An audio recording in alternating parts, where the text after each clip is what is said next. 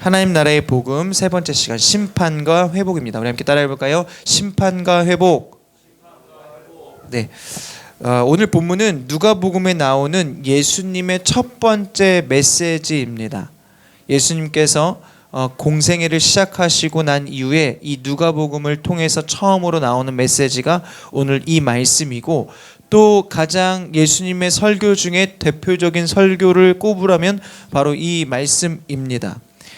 예수님은 이 말씀을 통해서 무엇을 말씀하셨습니까?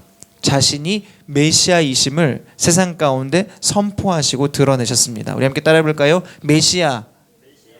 예수님은 성경을 늘 가까이 하셨거든요. 말씀을 평소에 자주 읽으셨어요. 그래서 오늘 말씀을 보면은 예수님이 평소 하시던 대로라고 기록이 되어 있습니다.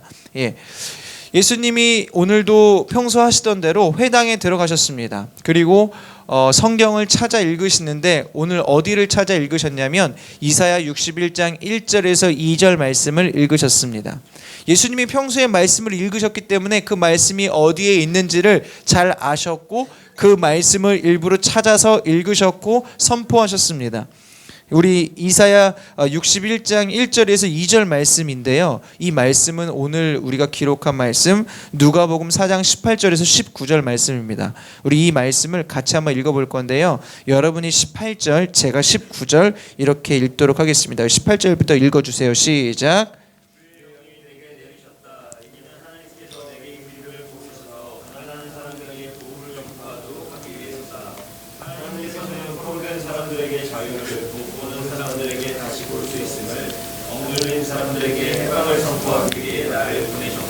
주의 은혜의 해를 선포하도록 하기 위함이다. 아멘. 여러분, 이 말씀이 쓰여질 당시 이사야 선지자가 활동할 당시에는 이스라엘은 어떤 상황이었습니까? 나라가 없던 상황이었죠. 나라가 망하고 그 나라를 잃어버린 이스라엘 백성들은 완전히 소망을 잃어버린 그러한 상태였습니다. 여러분, 그러한 때에 하나님께서 자기를 향해서 부르짖는 그 이스라엘 백성들에게 약속을 하시는데 무엇을 약속하십니까? 내가 메시아를 보내겠다. 누구를 보내겠다고요? 메시아를 보내겠다라고 말씀하십니다. 그리고 이사야 선지자가 그 하나님의 그 예언의 말씀을 듣고 하나님께서 메시아를 보내시면 이러한 일들이 일어날 것이다 라는 말씀을 듣고 그 이사야서 61장 1절과 2절에 기록된 말씀이 오늘 이 누가복음 4장 18절 19절에 인용된 말씀입니다. 한마디로 메시아가 오시면 이런 일들이 일어난다 라는 내용들인 거죠. 그런데 하나님께서 이스라엘 백성들에게 약속하신 것처럼 메시아를 보내셨습니다. 여러분, 그런데 그 메시아는요, 사람들이 생각한 메시아의 모습이 아니었어요. 이 땅에 오신 메시아는요, 작고 연약하고 가난하고 볼품없는 모습을 하고 계셨습니다. 눈에 보이는 그분의 모습은요, 도저히 메시아라고 믿기 힘든 그러한 모습을 가지고 계셨어요. 여러분, 그분이 누굽니까? 예수 그리스도이시죠. 그분은 예수 그리스도이십니다. 그분은요, 우리 사람의 시각으로는 도저히 메시아이실 수가 없어요. 아니, 어떻게 저분이 메시아야? 이런 모습을 하고 이러한 조건을 가지고 계신 분이 바로 우리 예수님이셨어요. 그러한 예수님이요, 오늘 회당에 들어가셨잖아요. 회당에 들어가시고 평소에 읽으시던 대로 말씀을 읽으신 다음에 그 예수님이 말씀을 읽으시니까 거기에 모여있던 사람들이 일제히 예수님을 주목하는 거예요. 그때 예수님께서 뭐라고 말씀하십니까? 그들에게 이렇게 이야기하죠. 오늘 이 말씀이 너희가 듣는 자리에서 이루어졌다. 오늘 이 메시아가 오겠다, 내가 메시아를 보내겠다라고 말씀하신 이 하나님의 약속의 말씀이 오늘 너희가 듣는 이 자리에서 이루어졌다라고 말씀하십니다. 여러분, 이 말씀이 무슨 뜻일까요? 오늘 이 말씀이 너희가 듣는 이 자리에서 이루어졌다. 이게 무슨 뜻일까요? 예수님은요, 이제 막 사역을 시작하셨어요. 사역을 시작하신 지가 얼마 안 됐어요. 지금 보세요. 누가복음 4장이잖아요. 누가복음 1장, 2장, 3장을 지나서 이제 막 예수님이 사역을 시작하신 시점이 오늘 이 시점이에요. 그래서 예수님은요, 사역을 얼마 하시지 않았고, 물론 병든 자를 고치시고 귀신 들린 자를 내쫓으시고 여러 가지 일들을 행하셨지만 모든 사람들이, 이 땅에 있는 모든 사람들이 오늘 말씀처럼 자유함을 얻고 보게 되고 해방되는 일을 경험하지 못했어요. 아직. 여러분, 예수님이 열심히 사역하셨잖아요.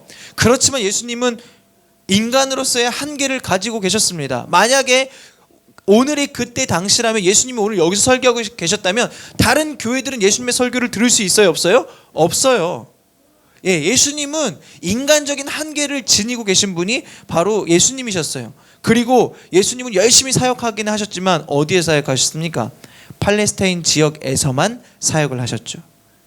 그렇다면 여러분, 오늘 이 말씀, 너희가 듣는 자리에서 이 말씀이 이루어졌다라는 내용은 무슨 말일까? 여기는 두 가지 의미가 담겨 있습니다. 첫 번째는 바로 이거죠. 내가 메시아다. 우리 함께 따라해 볼까요? 내가 메시아다. 시작. 예수님은요, 딱 보기에도 너무 볼품이 없고 그분은 도저히 이 비주얼상으로 조건으로 메시아이실 수 없지만 그분이 내가 메시아다라고 말씀하시는 것입니다.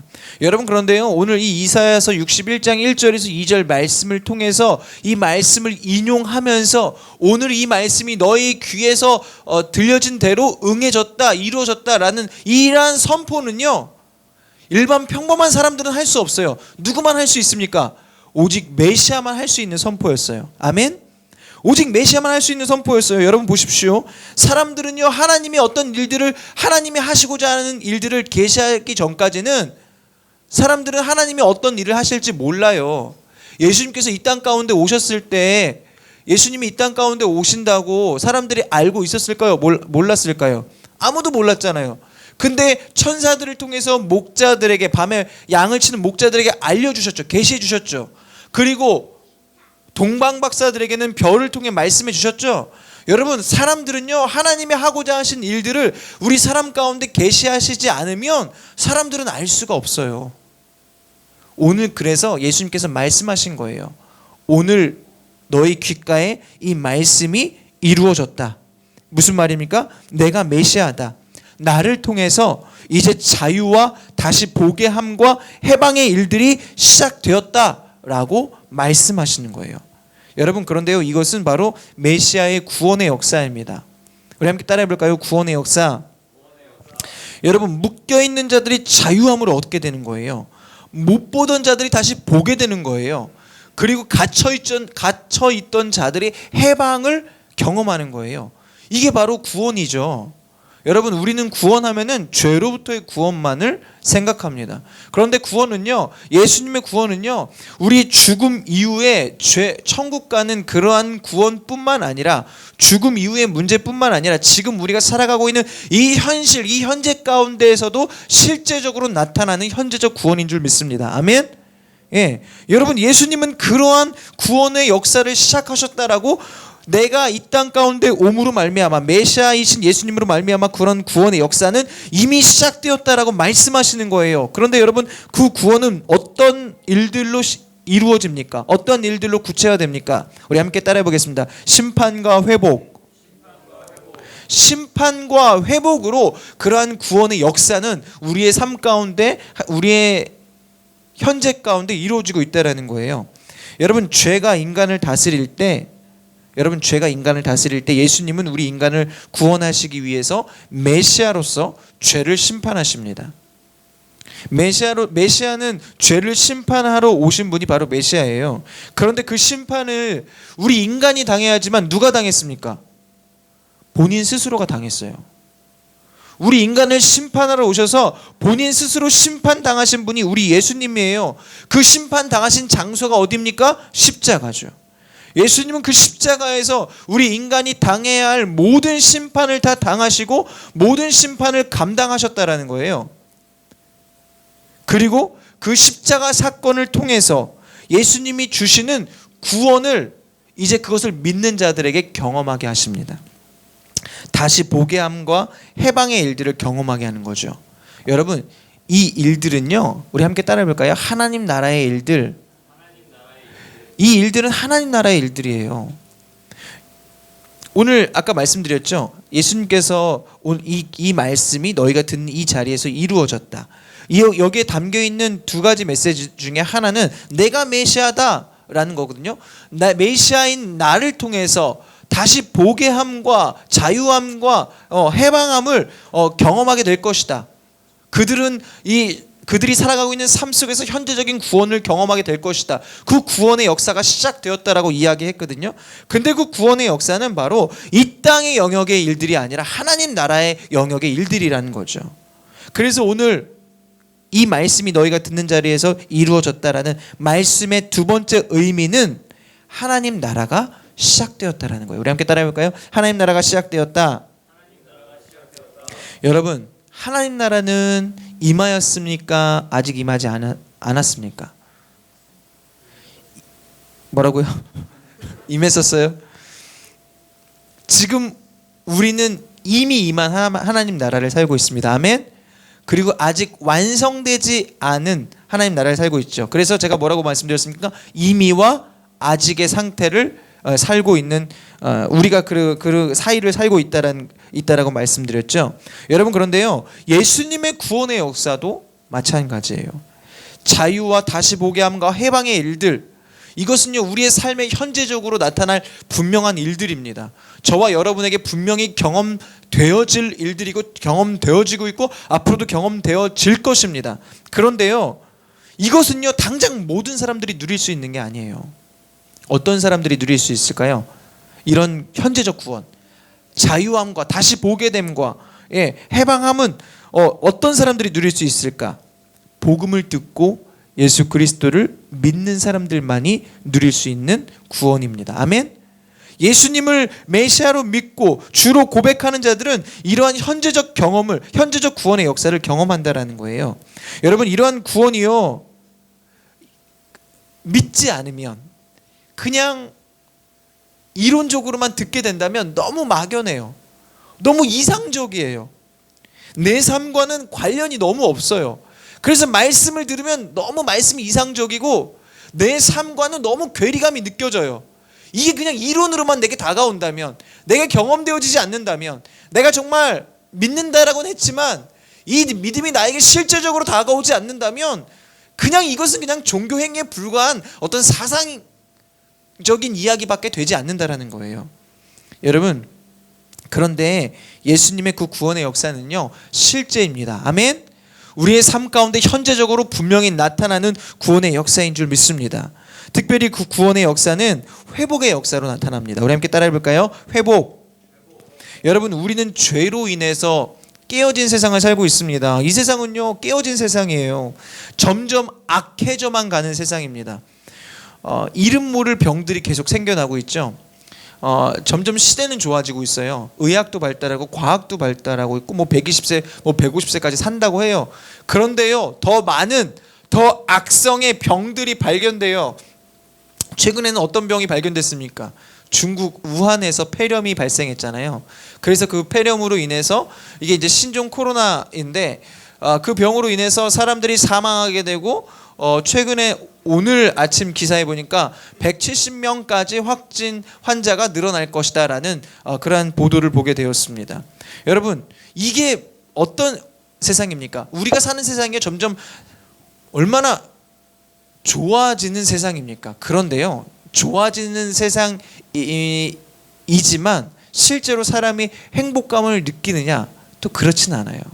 우리 인간에게 오히려 박탈감을 주고 우리 인간의 영혼을 더욱더 피폐하게 만드는 세상이 지금 우리가 살아가고 있는 이 세상인 거예요. 왜 그럴까요? 눈에 보이는 것은 더 윤택하고 좋아 보이지만 왜 우리의 마음은 더 강팍해질까? 왜냐하면 이 세상은 죄가 다스리고 있기 때문에 그렇습니다. 여러분 동의하세요? 이 세상은 좋아지는 것 같지만, 환경과 모든 것들이 나아지는 것 같지만 죄가 다스리고 있기 때문에 결국 우리의 영혼은 점점 썩어져 가고 피폐해져 가고 우리는 병들어 갈 수밖에 없는 그러한 세상을 살아가게 된다는 거죠. 여러분, 시간이요 흐르면 흐를수록 더 악해질 것이고 그로 인해서 우리 인간은 더 고통당할 수밖에 없습니다. 그런데요, 예수님은요 이렇게 깨어진 세상에서 고난당하는 우리들을 구원하시기 위해 이 땅 가운데 오신 분이에요. 아멘. 이러한 깨어진 세상에서 살고 있는 우리들을 구원하시기 위해 이 땅 가운데 오신 분이 예수님이에요. 그러한 회복은요, 질병과 가난과 고난과 상처, 우울증, 관계, 여러분 우리의 삶에, 여러분 삶의 모든 영역들에 해당되는 것입니다. 여러분, 그 구체적인 회복의 모습이 어떻게 나타날까? 어떻게 나타나지? 무엇으로 어떻게 구체적으로 나타나지? 제가 그러한 것들을 되게 고민을 했는데, 우연히 그 세상을 바꾸는 시간 15분 세바시 강연을 보게 됐거든요. 신혜라 씨가 출연한 그 강연을 보면서 이것이 바로 예수님께서 이 땅 가운데 하고 계신 회복의 역사이구나라는 것들을 보게 되었습니다. 이 신혜라 씨가 이번에 그 세바시 그 강연을 나왔는데, 이번은 아닌 것 같고요. 조금 된 것 같아요. 근데 두 번째 강연이더라고요. 근데 주제가 입양이었어요. 입양하면 정말 여기 있는 우리 모두와 좀 상관이 없는 주제처럼 느껴지지 않습니까? 네, 저는 입양에 대한 생각이, 그러니까 이거 입양은 아주 특별한 사람들만 하는 것이다 라는 생각을 가지고 있던 사람이었어요. 그런 선입견을 가지고 있던 사람이 저예요. 그런데 그런 선입견을 가진 상태에서 그 강연을 우연히 보게 되었어요. 신혜라 씨가 두 딸을 입양했더라고요. 그 딸 이름이 예은이와 예진이. 아들은 이제 차인표 씨와 낳은 아들이 있고, 첫째 아들이 있고, 두 딸을 이제 입양을 했는데, 근데 이제 신혜라 씨가 입양했다라는 것은 알고 있었는데, 구체적으로 뭐 누구고 어떤 이름을 가지고 있고 이런 건 전혀 몰랐거든요. 그런데 그 강연을 보다 보니까 자기가 이제 자녀를 입양했다라는 이야기들, 또 어디 가서 입양에 대한 이야기를 많이 한다라고 그런 내용들을 들으니까, 아니 이렇게 너무 입양을 했으면 좀 조용히 잘 키우지, 너무 입양하고 다니면 그 입양 그 한 애들이 혹시나 그거로 인해서 상처받지 않을까라는 생각을 했어요. 그런데 여러분, 그 생각이 얼마나 깨어진 생각인지, 그 생각이 얼마나 세상에 속한 이기적인 생각인지를 그 강연을 통해서 곧 깨닫게 되었습니다. 여러분, 먼저 부부가 결혼을 하고 자녀를 얻게 되는 방법, 자녀를 얻는 방법은 뭐가 있나요? 임신과 입양이 있습니다. 저는 임신만 있다라고 생각했던 사람입니다. 자녀를 얻게 되는 방법이요, 입양은 생각도 안 해봤고 그건 방법이 아니었어요, 저한테는. 근데 임신만, 아니 자녀를 임신으로만 얻는 거지 라는 생각을 가지고 있던 사람이에요. 그런데 그 강연을 통해서 그게 아니라 자녀를 얻는 방법은 임신과 입양 둘 다 똑같은 방법이라는 것을 알게 되었습니다. 임신도 방법이고 입양도 방법이거든요. 예. 그리고 둘 다 똑같아요. 똑같은 방법이고 둘 다 똑같은 자녀라는 거죠. 그 생각을 다시 하게 되었어요. 신혜라 씨가요, 아이들을 입양한 첫날부터 아이를 위해서 그리고 그 아이를 낳아준 엄마를 위해서 매일 그 아이가 듣는 데에서 기도를 했대요. 예. 왜 그렇게 기도를 했을까요? 그 엄마의 기도를, 신혜라 씨의 기도를 이 자녀들이 들을 거 아니에요. 뭐 그 아이와 또 그 아이를 낳아준 엄마를 위해서 기도하는데, 신혜라 씨는 왜 그렇게 기도했느냐? 이 아이가 나는 엄마로부터 버려진 아이가 아닌 키울 수 없는 상황임에도 불구하고 이 나를 낳아준 엄마가 나를 끝까지 지켜줬다. 그래서 나는 지켜진 아이다 라는 생각을 갖게 하기 위해서 그렇게 매일 아이를 위해서, 그 아이를 낳아준 엄마를 위해서 기도했다라는 거예요. 그러면서 이런 얘기를 덧붙이더라고요. 입양은 칭찬받을 일이 아니라 축복받을 일이다. 왜냐하면 자녀를 낳았을 때 다 축하하잖아요. 아이 낳았다고 칭찬하진 않잖아요. 예, 마찬가지로 축복받을 일이라는 거예요. 그러면서 신혜라 씨가 강연 중에 7명의 자녀를 입양한 가족 이야기를 해줬거든요. 근데 그 7명을 입양한 아빠에게 큰 딸이 물었대요. 이제 가장 먼저 입양된 딸이었겠죠. 아빠는 왜 이렇게 우리를 많이 입양했어? 이렇게 물어봤대요. 그랬더니 이 아빠가 이렇게 대답했답니다. 아빠가 너희를 입양한다고 세상은 변하지 않아. 그런데 너의 세상, 너희 한 사람 한 사람의 세상은 변해 라고 이야기를 했다라는 거예요. 저는 그 영상을 보면서 여러 가지 생각들을 많이 했거든요. 아니, 나는 하나님 나라 백성이라는 그러한 하나님 나라 백성으로서 삶을 살고 있는데 왜 나는 저런 생각을 하지 못했지? 왜 나는 저런 마음들을 품고 살지 못했지? 라는 생각을 했어요. 여러분, 제가 그러면 생각한 게 나는 왜 이런 생각을 못했을까에 대해서 고민을 했거든요. 왜 못했을까요? 저는요, 여전히 깨어진 세상 속에서 깨어진 세상의 가치로 생활하고 살아가고 있었더라고요. 목사이고 말씀을 본다라고 생각했고 하나님 나라를 생각하고 하나님 나라를 추구하고 구하며 산다라고 했지만 여전히 깨어진 시각과 깨어진 관점과 깨어진 가치가 제 안에 너무나 많이 있는 거예요. 그래서 생각 자체가, 관점 자체가 신앙생활을 하고 있음에도 불구하고 먼저 예수님을 생각하고 먼저 예수님의 그 가능성을 생각해야 되는데 그러한 것들을 생각하지 못하는 거예요. 여전히 저에게 필요한 것이 예수님으로부터 회복되어져야 하는 그 회복이 필요하더라고요. 아직도 내 안에 이 세상의 가치와 세상의 관점이 너무나 많구나. 나는 눈에 보이는 것들을 너무나 신뢰하는구나. 눈에 보이지 않는 하나님을 의지하지 못하는구나. 여러분, 예수님의 회복은 그 이상이에요. 우리의 생각과 이성과 경험을 넘어서는 이상이에요. 그런데요, 저는요, 저의 그 깨어진 세상과 깨어진 가치와 깨어진 관점을 가지고 하늘의 것을 바라보려고 했어요.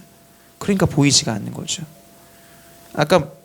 그러니까 신앙생활 하면서 제 안에 때로는 괴리감도 있고 때로는 말씀이 되게 이상적으로 느껴지는 것들이 이러한 세상적인 가치와 기준과 시각이 여전히 제 안에 있었기 때문에 그렇지 않나라는 생각을 했어요.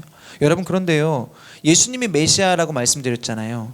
예수님이 메시아로 이 땅 가운데 오셨고 그분은 볼품없는 분이었고 비주얼상 도저히 예수님이 메시아이실 수 없는 분이라고 말씀드렸죠, 조건상.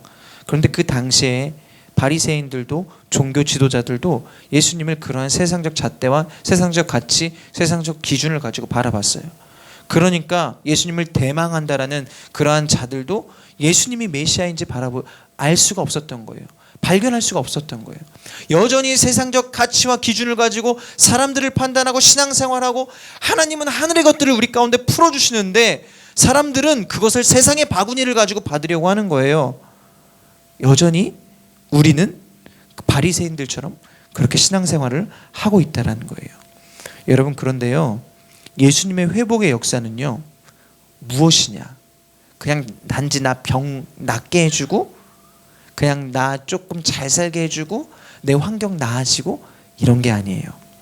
예수님의 회복의 역사는 우리가 가지고 있는 세상적 가치와 기준을 가지고 바라보고 판단하는 우리의 생각과 우리의 관점을 하늘의 관점으로 바꿔주시는 게 바로 예수님의 진정한 회복인 줄 믿습니다. 아멘.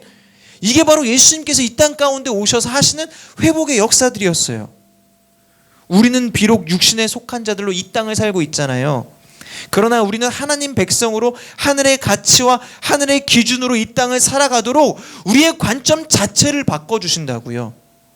여러분, 무슨 일이든 어떤 상황이든 그것을 바라보는 우리의 관점이 바뀔 때 그것을 대하는 우리의 모습도, 그것을 처리하고 마주하는 우리의 모습도 바뀔 것이고 전혀 다른 결과물들이 우리의 삶 가운데 도출되어질 줄 믿습니다. 아멘.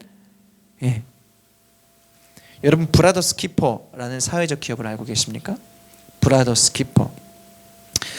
브라더가 뭡니까? 브라더스, 형제들이죠. 예. 그들을 지킨다라는 이제 브라더스 키퍼라는 사회적 기업. 제가 이 기업을 알고 나서 또 이제 그 충격을 받았죠. 이런 관점을 가지고 있구나. 브라더스 키퍼는요, 보호 종결 아동에게 안정적인 일자리와 정서적인 자립을 위한 다양한 프로그램을 제공하기 위해 설립된 사회적 기업이에요. 무슨 말이냐면 보호 종결 아동이 아세요, 여러분?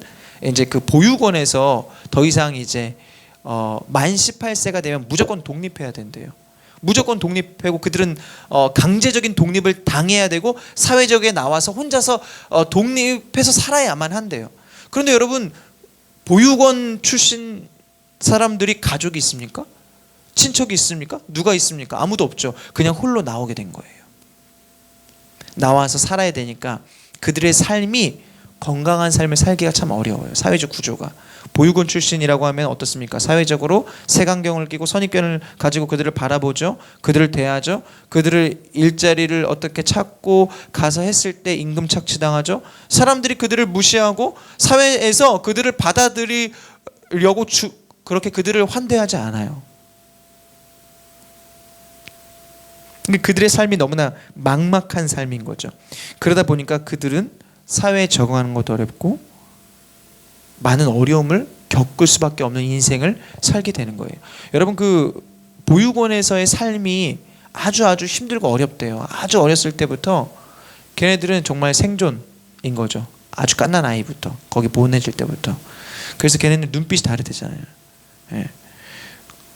아주 어렸을 때부터 형들이 구타하고 이게 너무 근데 그러한 삶이 너무 힘듦에도 불구하고 그들이 가장 두려워하는 게 보호 종결 아동이 되는 것을 가장 두려워한대요. 예. 거기서 독립을 해야 되니까 막막한 거예요. 너무나 막연한 거죠. 여러분, 그런데요, 그 기업 브라더스 키퍼 기업을 세운 대표 이름이 김성민 대표예요. 근데 그 김성민 대표도 역시 보육원 출신입니다. 그런데 그 보육원 출신이다 보니까 그 김성민 대표도 어려움을 겪었을까요? 안 겪었을까요? 동일하게 겪었죠. 그도 사회에 적응하기 위해서 그 보육원 출신들이 겪는 그 어려움들을 고스란히 겪었습니다. 그런데 그는 그런 많은 어려움들을 겪고 난 이후에 그의 결론이 무엇입니까? 그의 결론이 이거였어요. 화난다. 못 살겠다. 왜 나는 이런 고난을 당해야 되냐? 나는 왜 이런 불이익을 당해야 되냐? 이게 아니라요. 그러면 이것을 어떻게 극복할 수 있을까? 보호 종결 아동들이 사회에서 잘 살아가도록 하기 위해선 내가 어떤 일들을 할 수 있을까? 어떻게 그들을 도와줄 수 있을까를 생각했다라는 거예요. 그리고 세운 기업이 바로 이 브라더스 키퍼입니다. 여러분, 그 기업에서요, 사람을 뽑을 때요, 어떤 스펙도 보지 않는데요. 그런데 무엇을 보느냐? 보는 게 한 가지 있는데 보육원 출신인가 아닌가. 그 기업이 하는 게 이거였어요. 아까 처음에 말씀드린 것처럼 보호 종결 아동에게 안정적인 일자리를 마련해 주는 거예요.